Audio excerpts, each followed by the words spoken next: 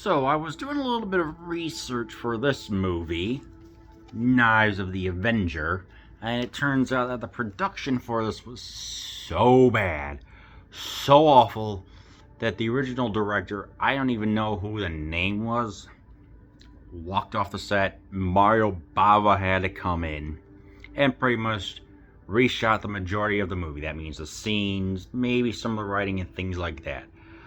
And it shows. This is A Cotele del Vendicatore, something like that. I don't know how to speak Italian at all. This is this one is a 1966 85-minute movie that takes place during the Middle Ages when Vikings were still around. Because there were two movies that influenced us.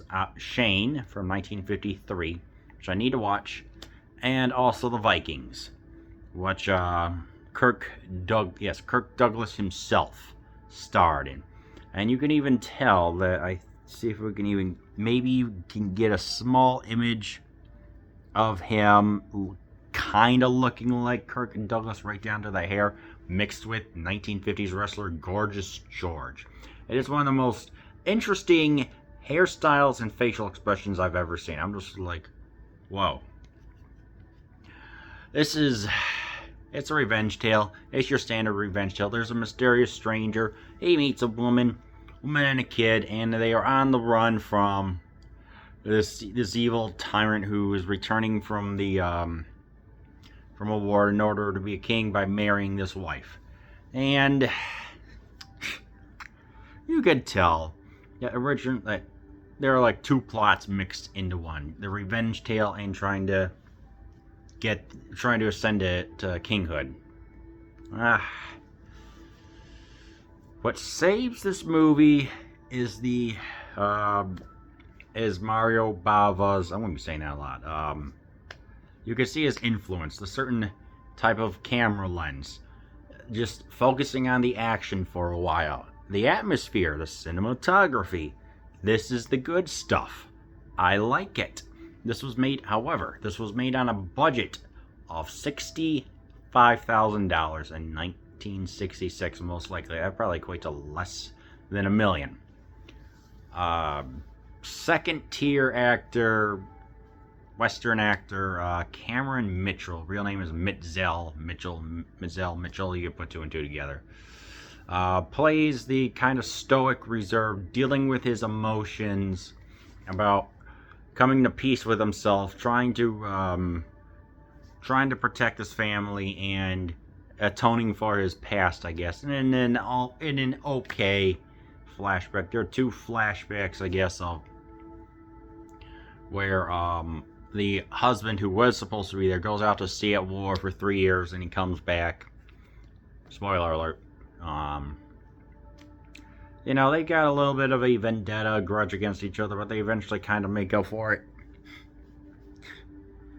It's as cliche as it gets, but can I at least say I was entertained?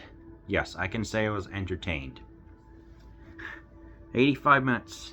There's 85 minutes, subtitles, let's see. You got, like I said, beautiful.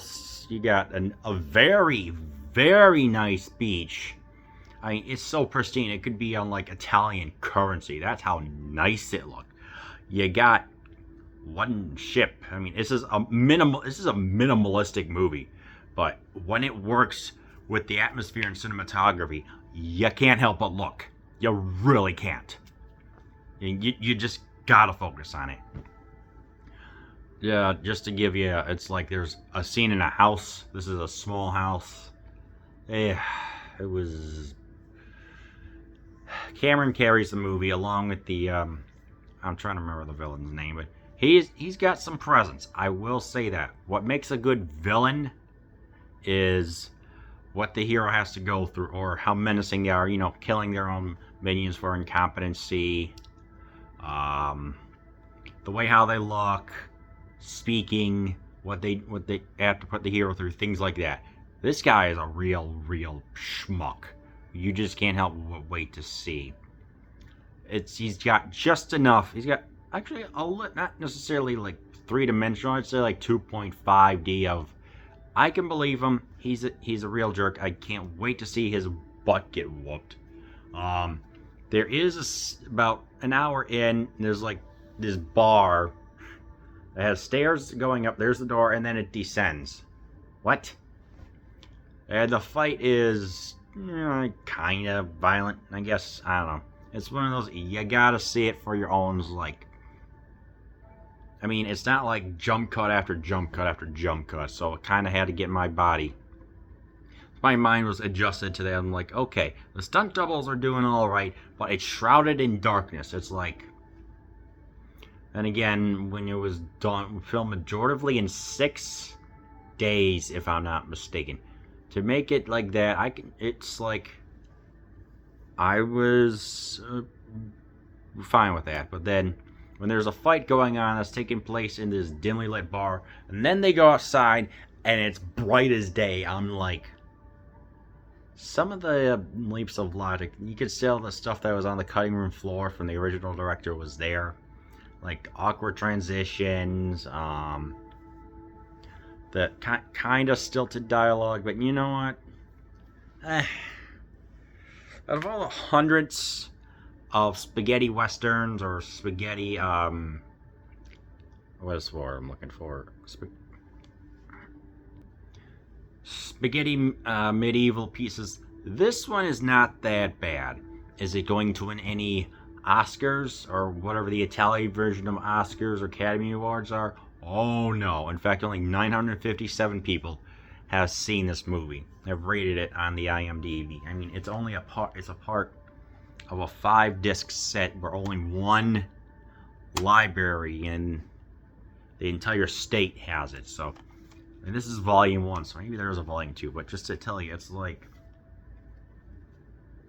I guess the knife throwing scenes are impressive. I mean, it's a minimalistic, atmospheric movie. I mean, what else can I say? I mean, for a guy who's done horror, he somehow brings his A game into this rather, for completionists only, of this Italian horror director. So, what else can I say?